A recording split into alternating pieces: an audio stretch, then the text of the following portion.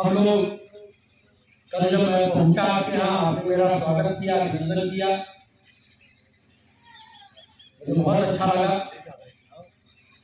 और निश्चित तौर पर कल से लेकर आज तक कई लोग तो रात के 1 बजे तक, 1:30 बजे तक भी हमारे साथ थे और सुबह फिर से प्रकट हो गए थे।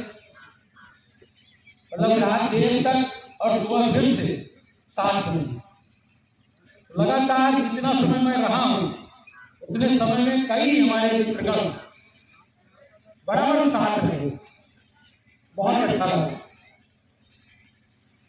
पार्टी की एक कल्पना है, ऐसे ही हमारे प्रत्येक गांव में कोई न कोई पार्टी का नेता, कोई न कोई पार्टी का पदाधिकारी जाएगा, उस गांव में जाकर के बूथ कमेटी कोई बनी होगी, कोई पन्ना प्रमुख बने होंगे, उन पन्ना प्रमुख बूथ कमेटी के साथ बैठ करके उनके संगठन के कार्यभार को, उनको काम कैसे करना है, कैसे अपनी यूनिटी बना करके, संगठन बना करके और गांव को मजबूत करना है, भारतीय जनता पार्टी को मजबूत करना है, एक एक मतदाता की चिंता करना है। वैसे कई सारे लोग यहाँ पर पन्ना प्रमुख बैठे हैं, सलमान बैठे हैं, पन्ना प्रमुख बनाए गए हैं। तो पन्ना प्रमुख के नाते से ध्यान में आया होगा कि मेरे पास एक पन्ना है और उस पन्ने में 60 मतदाता हैं। उन 60 मतदाताओं को कैसे हाल चाल लेते रहना, उनके सुख दुख में खड़े होना, कैसे उन 60 मतदाताओं को भारतीय जनता पार्टी की ओर जोड़े रखना, उन पर नजर रखना, वो बीजेपी से जुड़े रहें, उनके कोई सुख है, कोई दुख है, उनमें जुड़ना, उनकी बातों को अपने प्रधान से चर्चा करना, अपने बूथ अध्यक्ष से चर्चा करना, सेक्रेटरी से चर्चा करना, यानी हर गांववासी हमारे पन्ना प्रमुखों के नजर में रहने वाला है। मतदाता सूची का कोई मतदाता ऐसा नहीं है जो मतदाता किसी न किसी पन्ना प्रमुख के अंडर में ना हो।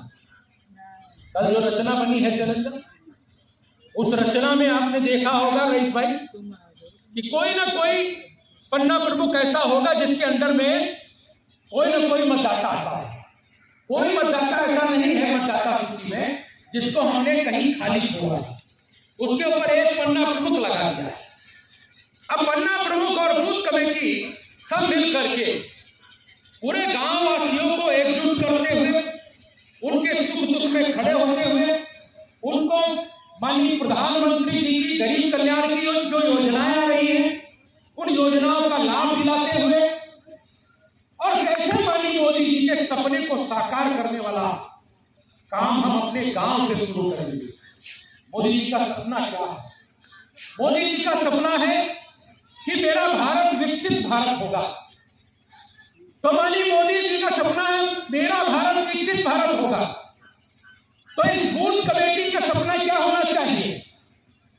मेरा सैल गांव विकसित सैल गांव होगा, मेरा गांव आदर्श गांव होगा, मेरे गांव में हर प्रकार की खुशहाली होगी, मेरे गांव में हर प्रकार का विकास होगा, मेरे गांव में कोई दुखी नहीं होगा, हर व्यक्ति सुखी होगा, मेरे गांव में अंधकार कहीं नहीं होगा, मेरे गांव में किसी की छत कच्ची नहीं रहेगी, सबकी छतें पक्की करा करके ही बनेंगे। ऐसा संकल्प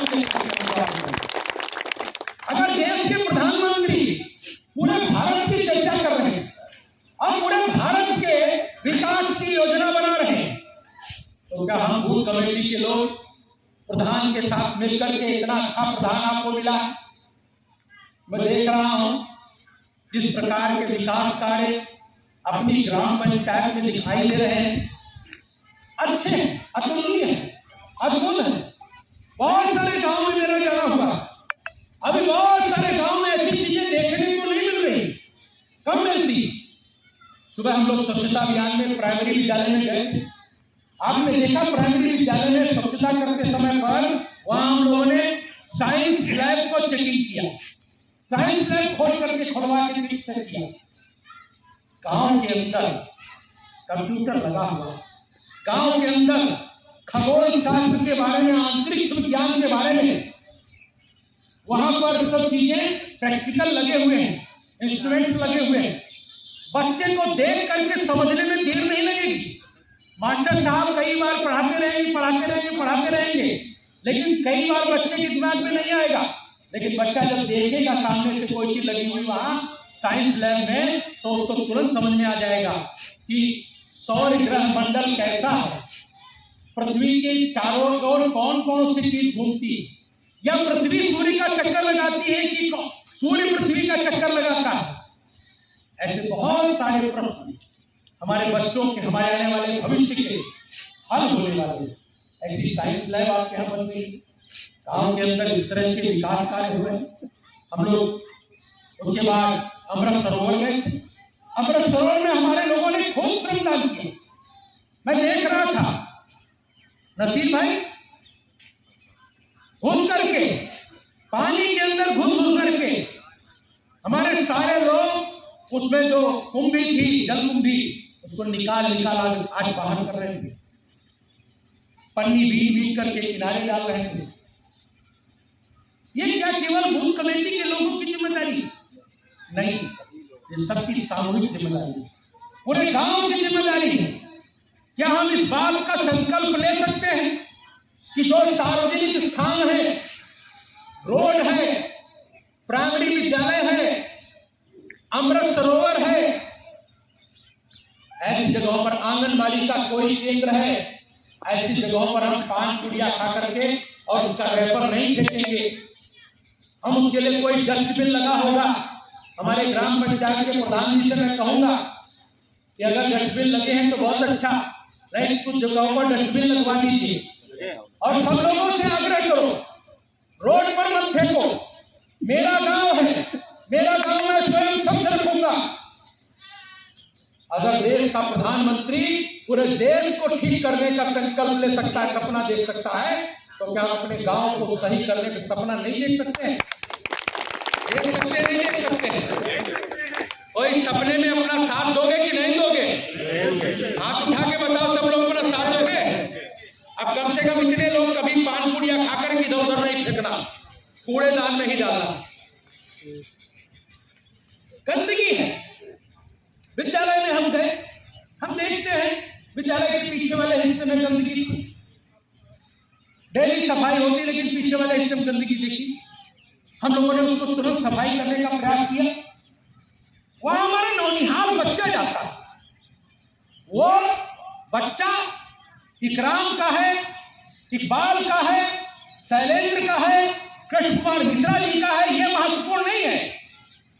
महत्वपूर्ण यह है कि वो हमारा बच्चा वहां जाता है, छोटी उम्र का बच्चा है, सेंसिटिव है, उसकी शरीर सेंसिटिव है, जरा सी चीज में वो बीमार हो सकता है। संक्रमण रोग ऐसी गंदगी से फैल सकते हैं। क्या हम ये अपने मन में संकल्प ले सकते हैं कि हमारे विद्यालय में कोई गंदगी हम नहीं होने देंगे? जहां मेरा भविष्य, जहां मेरा बच्चा जाता है पढ़ने, वहां पर हम किसी प्रकार की कोई गंदगी नहीं होने, हम मिलजुल करके उसको ठीक करेंगे। हमारी बूथ कमेटी बनी है, बूथ कमेटी मिलकर महीने में एक दिन स्वच्छता का अभियान ले सकते हैं। महीने में एक दिन जब मन की बात का कार्यक्रम आता, माननीय प्रधानमंत्री जी की मन की बात का कार्यक्रम, राम स्वरूप दादा उसके प्रमुख बनाए गए हैं।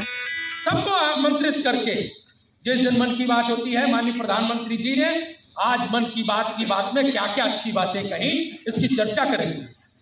उसको कैसे अपने गांव में ठीक कर सकते हैं।